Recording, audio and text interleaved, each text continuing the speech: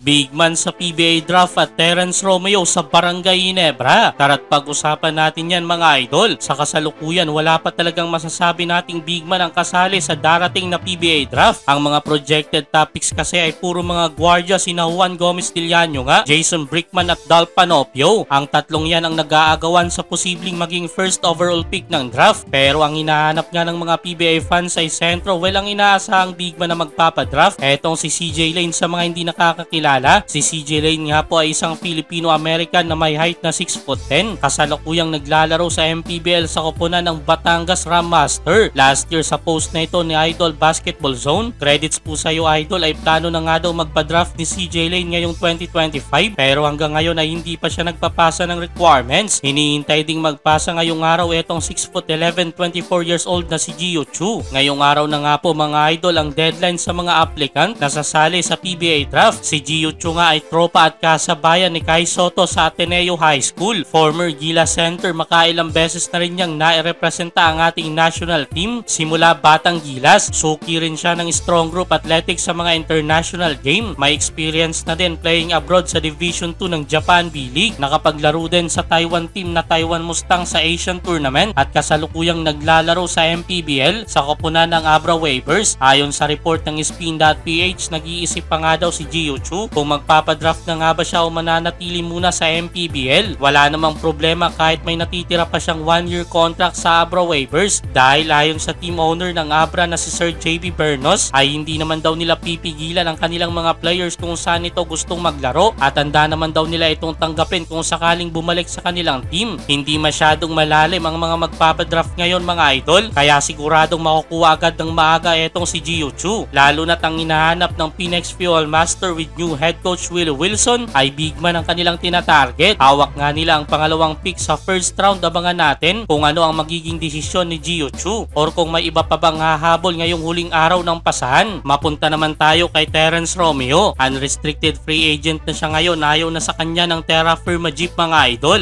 Ayon kasi sa report ng Spin.ph ay hindi na binigyan ng contract extension ng Terra Firma etong si Romeo. Handa na nga daw ang Jeep na mag-move forward sa sunod na season ng PBA na walang TR7 sa kanilang lineup. Well, nauna na nga pong maging unrestricted free agent ang kanyang former teammate na si Stanley Pringle na agad namang nakahanap ng bagong team matapos pumirma ng 2-year contract sa Rain or Shine Elasto Painters. Ang tanong ngayon, saang team ang sunod na paglalaruan ni Terence Romeo? May bali-balita mga idol na open nga daw si Coach Tim Cone sa posibilidad na mapasama si Terence Romeo sa lineup ng Barangay Ginebra. Well, kung mangyari man, dream come true para kay TR7 dahil matagal na nga niyang gustong maglaro sa kanyang favorite team na Barangay Ginebra. Sa edad na 33 years old, di may tatago na bumagsak na nga ang laruan ni Romeo. Maliban sa nagkakaedad na, epekto na rin niya ng sunod-sunod na injuries. Netong mga huling conference, halos hindi niya makompleto ang mga laro kahit sa elimination dahil mayat maya nga may iniinda. Let's see kung matuloy ba siya sa Ginebra or kung may kukuha pa bang ibang PBA team sa kanya. Kayo mga idol, saang team sa tingin nyo na babagay or posibleng makatulong etong si Terence Romeo?